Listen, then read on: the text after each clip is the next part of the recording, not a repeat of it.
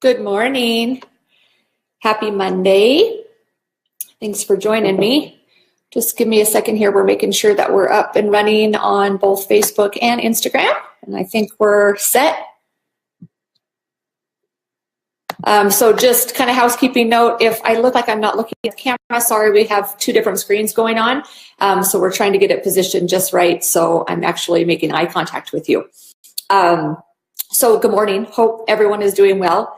We are back today to talk once more about what it means to be authentically empowered.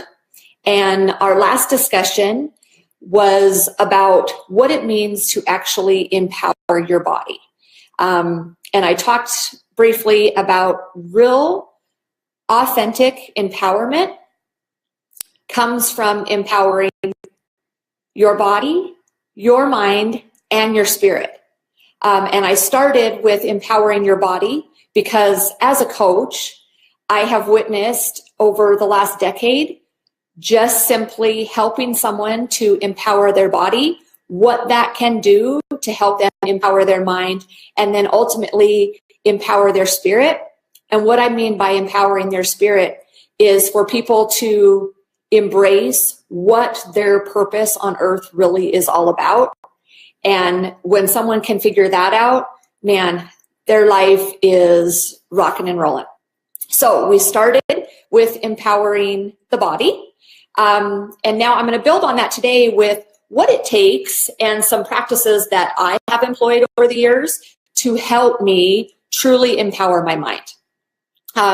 So when I talk about authentic empowerment, it's really important to remember that I'm discussing empowerment that is truly living to who you are, okay? And not allowing ourselves to have this sense of fake empowerment in just one certain area of our life that we feel empowered in and ignoring the rest, right? So that's what I mean by authentically empowered, right? So an authentically empowered mind can only happen when we are willing to be vulnerable. And that's a hard one, right? Even just the word makes us feel uncomfortable. But the reality is, once we are able to live vulnerably, admit when we're wrong, have difficult conversations, that is when we are truly empowered. I don't like to talk politics, and I definitely won't talk much politics, but I think just a good example of in this current day and age that we are really attuned to listening to what I call all of our own press, right? And not being open and willing to admit when we are wrong. Okay. A personal story here is, I had owned a fitness coaching facility over the last 10 years. And it was always something that I tried to keep at the forefront of my mind to not allow myself to always be the smartest person in the room. That feels good, but boy, oh boy, will it hold us back, and it will keep us from continually empowering ourselves through empowering our mind. So I always sought out people that knew more than I did and were able to teach me and help me realize how much further I had to go. So we want to make sure, first and foremost, that we're avoiding this tendency to constantly listen to our own press. Okay? Now that I have sold my coaching facility and I am taking my business to a worldwide audience, in order for me to do like what I would call staying in the trenches and continuing to work with people and make sure that I'm not too comfortable and think I know everything there is to know, I put together a coaching advisory board. So these were people that I'd coached over the years and that I had a high level of respect for their opinion. And I put together this group to allow me to continue coaching. But then one of the biggest prerequisites of these members being in this group was that they would assure me they were comfortable when they needed to tell me they didn't agree with me. Right?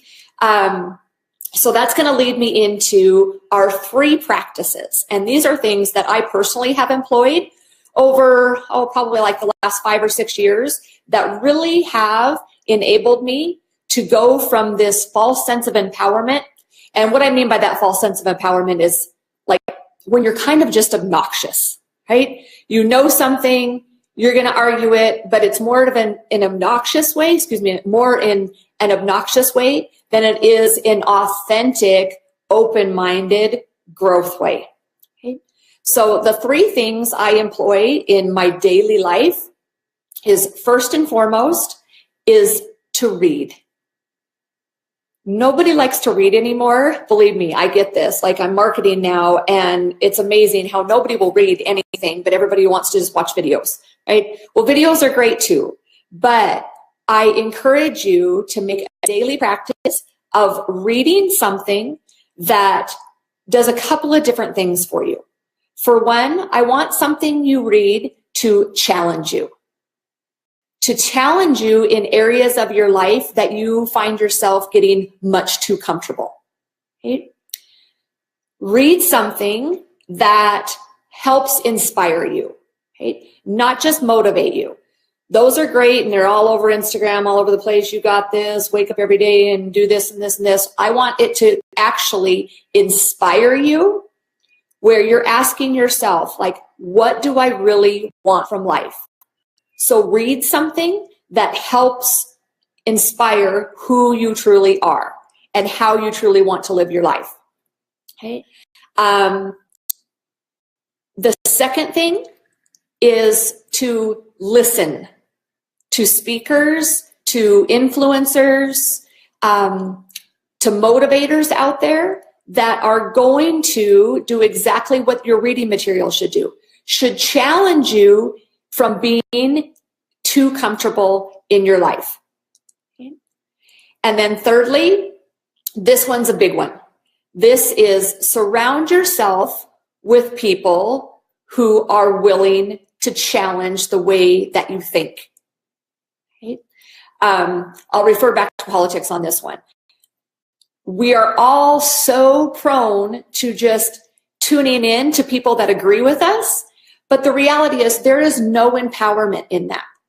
To truly be empowered, you need to be able to have difficult conversations, to listen to someone else's perspective, and then be able to defend your own perspective.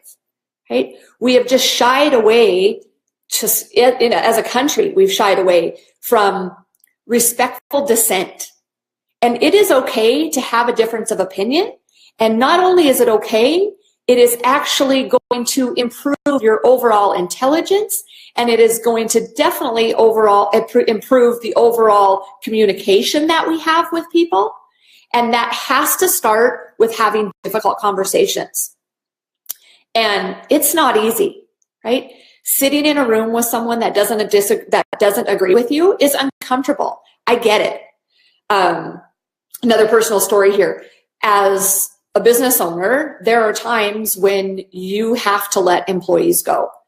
And I will never forget the very first time that I had to let an employee go. And I won't forget it because it really does rank up there with one of the hardest things I've ever had to do. I just never done it before. And although I knew I was completely warranted and justified in letting this employee go, after I did it, I went home and I literally couldn't get out of bed because it just broke me up that bad. Now, this was an individual that she had a big part in my personal life as well. So it was just a very difficult situation. Well, that's probably been 5 years ago now. Fast forward to where I am now, because I have embraced having difficult conversations, and in coaching people, we have to have uncomfortable conversations all the time. The more I have practiced that, the less of an emotional impact it has on me, and the more comfortable those difficult conversations are, not only for me, but for the person that I'm having those with. Now that is truly empowering.